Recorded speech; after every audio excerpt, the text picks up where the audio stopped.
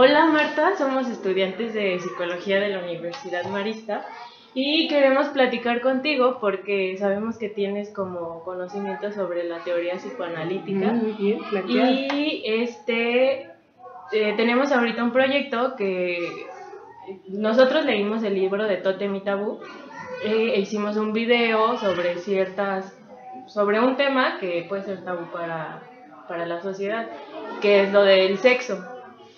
Entonces queremos saber si puedes ayudarnos para comentar cuál es el punto de vista del psicoanálisis sobre las prohibiciones y todo esto que está alrededor de ello.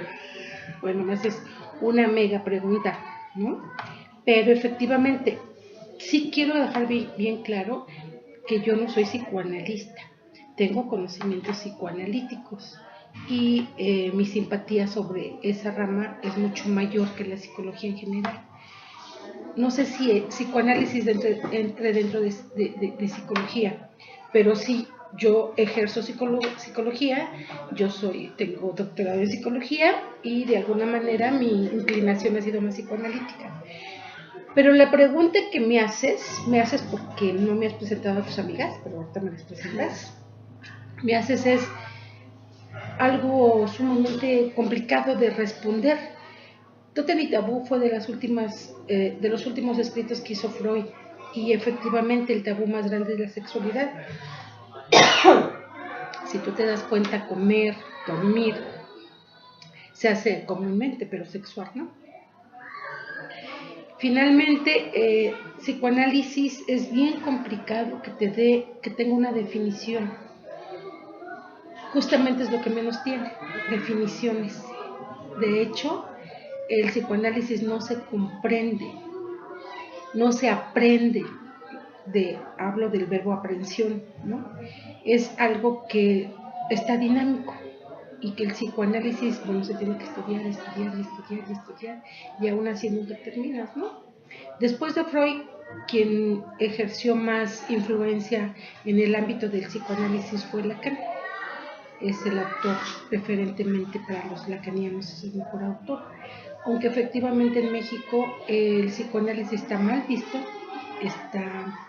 digamos, no es algo que acceda a todo el mundo a él, y es una de las cosas más complicadas que se puede explicar, porque el psicoanálisis no se explica.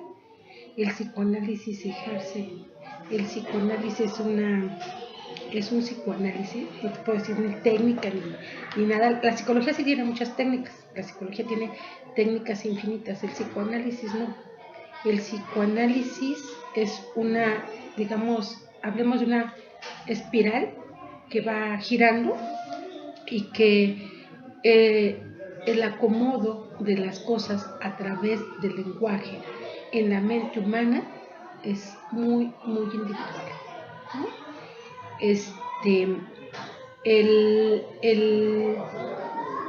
Uno de los tabús principales, que es la sexualidad, está cruzando toda la historia del individuo, ¿no? Desde que nace. Y entonces ese deseo de los padres con el que nace el hijo termina siendo transmitido a los mismos hijos, y ese es el deseo que finalmente parece ser uno de los pilares fundamentales del psicoanálisis.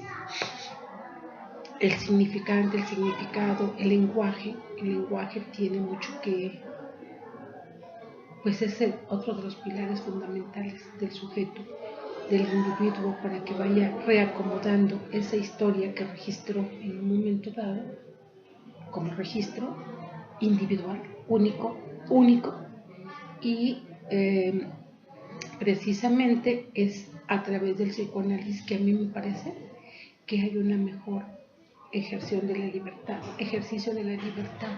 del sujeto, ¿no? Tótem y Tabú, no se puede hablar solamente de Tótem y Tabú en psicoanálisis, porque está atravesado por todo. O sea, Freud y Lacan hablan de, aunque hay seminarios y artículos específicos de Freud, no se puede decir que un solo, pero sí, Tótem y Tabú es uno de los principales pilares de cualquier cultura, ¿no? Pero sí es inexplicable. No sé si es inexplicable, pero finalmente es complicado hablar solamente de una línea de totemita en el psicoanálisis. Eso se da con el paciente únicamente, con lo que habla el paciente, con lo que diga a través de su lenguaje, cómo registró, cómo percibió él su propia historia y ese pasaje de la sexualidad en su vida tiene que ser registrado y hablado por él y reacomodado por él. Y entonces es cuando te das cuenta que los tabúes y todas las prohibiciones del incesto, de la sexualidad en sí, por cierto, hay un libro que es muy bueno de Irving Wallace que se llama Las Sirenas, las 7 sirenas, creo que las 7 sirenas, y se habla específicamente muy bien de lo que es la sexualidad y en otro ámbito, porque él investiga una isla y habla de cómo se vive la sexualidad sin tabúes. Cosa curiosa, se los recomiendo. Irving Wallace, hace muchos años. Pero bueno, esa es mi referencia. Bueno, entonces más bien las prohibiciones tendrían que ver con los valores o las ideas que se tienen en la familia, ¿no? No como lo que a fuerzas marcaría la sociedad. O sea, si yo digo esto está mal, pero en mi casa me dice no, pues hay chance de hacerlo. O sea, también hay un choque ahí, ¿no? Claro, y de ahí la locura, ¿no? La locura porque finalmente eso que tú registraste como prohibición, pero también es social, definitivamente, no podemos exclusivamente pensar en un sujeto solamente interfamiliar, porque también la familia interactúa socialmente y las prohibiciones también serán sociales. Entonces, cuando pasa por el lenguaje del sujeto estas prohibiciones de las que estás hablando y de las que él habla, entonces te das cuenta en un momento dado, incluso porque puede ir alguien a enloquecer, ¿no?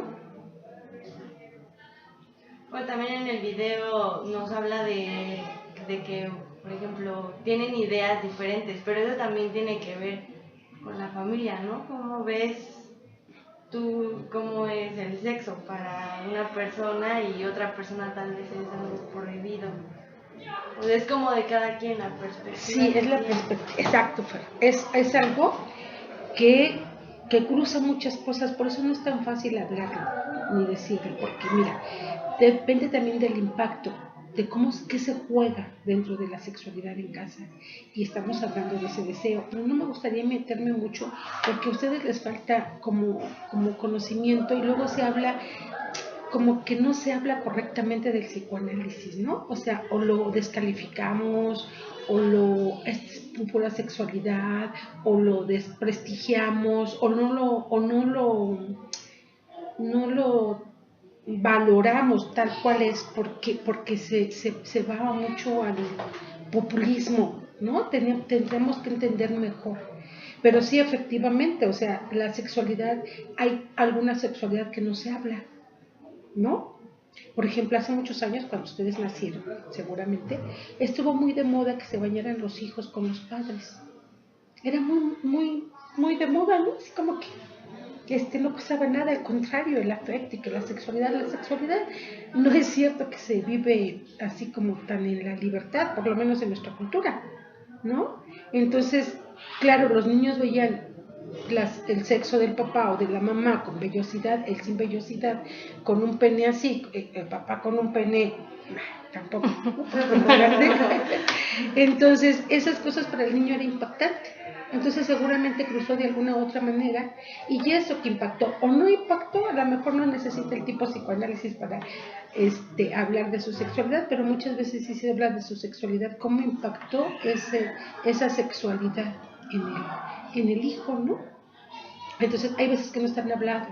Por ejemplo, el abuso que tienen los propios padres, los abuelos, los tíos, los primos en la sexualidad de los niños, impacta, porque un adulto, tiene otra mentalidad y un abuso sexual. No sé si necesariamente violación, puede ser abuso nada más, ¿no? Entonces eso impacta al sujeto y de eso pues tiene que hablar en su propio psicoanálisis. Y pues también es una situación social, ¿no? Porque ustedes imagínense nada más pensar algo así como, aunque hay Edipo, que ustedes seguramente ya lo vieron, ¿no? Que tengas permiso para sexuar con papá, pues de ahí la locura, ¿no? Entonces, pues no es tan fácil.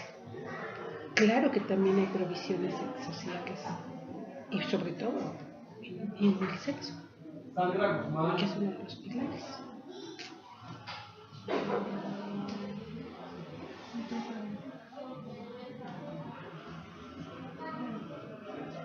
¿Qué?